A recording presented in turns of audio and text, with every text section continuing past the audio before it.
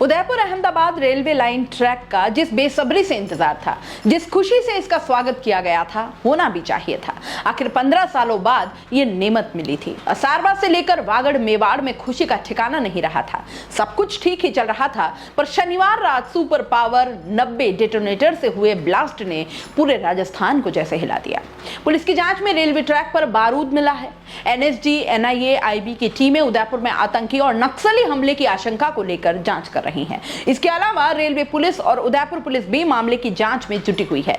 मामला इसलिए भी बेहद संवेदनशील है कि पीएम मोदी ने 31 अक्टूबर को ही इस लाइन का उद्घाटन किया था।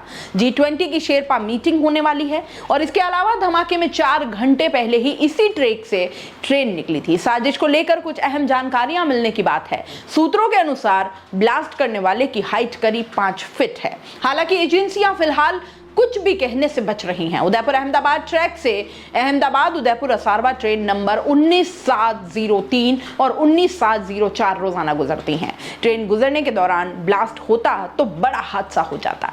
धमाके के बाद ट्रैक से गुजरने वाली ट्रेन को डूंगरपुर में ही रोक दिया गया और ट्रेन में 665 यात्री सफर कर रहे थे। एनएसडी, एनआईए, आईबी के अनुसार प्राइमरी इन्वेस्टिगेशन में ब्लास्ट के 4 संभावित कारण सामने आए हैं। पहला क्या है? क्या ब्लास्ट आतंकी साजिश का हिस्सा था?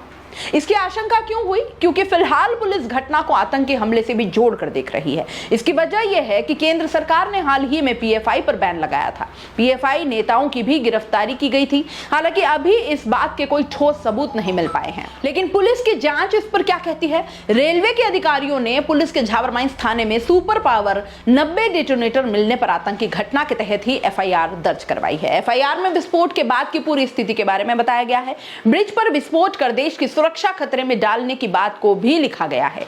एनएसजी, एनआईए, आईबी की टीमें ट्रैक के साथ ही आसपास के गांवों में भी छानबीन कर रही है। दूसरा संभावित कारण, क्या यह एक नक्सली हमला हो सकता था?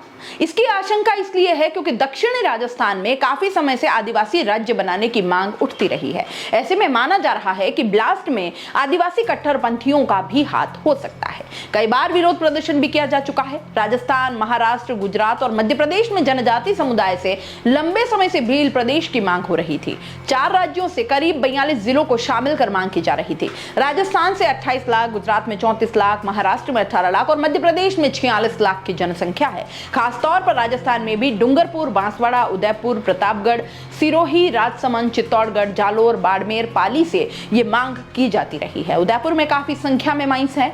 कई बार माइंस को लेकर भी विरोध हो चुके हैं। साथ ही माइंस होने के कारण दुकानों पर भी अवैध रूप से डेटोनेटर बेचे जाते हैं। माइंस से ब्लास्टिंग के जरिए पत्थर निकाले जाते हैं। ऐसे में पुलिस सूत्रों का यह भी मानना है कि दुकानों से भी डेटोनेटर लेकर विस्फोट किया जा सकता है। तीसरा संभावित कारण कि क्या यह किसी की शरारत हो सकती थी, तो रेलवे ट्रैक पर डेटोनेटर का रैपर और बारूद पड़ा हुआ मिला था, लेकिन वहां पर किसी तरह का टाइमर या अन्य इलेक्ट्रॉनिक उपकरण नहीं मिले हैं। पुलिस का कहना है कि हो सकता है कि किसी ने शरारत करने के लिए डेटोनेटर से ब्लास्ट कर दिया हो। एक चौंकाने वाला सच ये भी सामने आया है कि ई-कॉमर्स वेबसाइट पर बम ब्लास्ट का सामान बड़े ही आराम से मिल रहा है। मामले की इन्वेस्टिगेशन के दौरान चौंकाने वाला यह सच सामने आया है। इंटरनेट पर ई-कॉमर्स वेबसाइट पर बम बनाने का सामान ऑनलाइन मिल रहा है। कई ई-कॉमर्स वेबसाइट ऑनलाइन ऑर्डर पर होम डिलीवरी कर देती है। इसके लिए पहले ही फोन पर अकाउंट में रुपए जमा करवाने होते हैं। सुपर 90 डेटोनेटर सहित बम ब्लास्ट का पूरा सामान मिल जाता है। सरकार ने पॉर्न फिल्म दिखाने वाली वेबसाइट को तो बैन कर दिया है,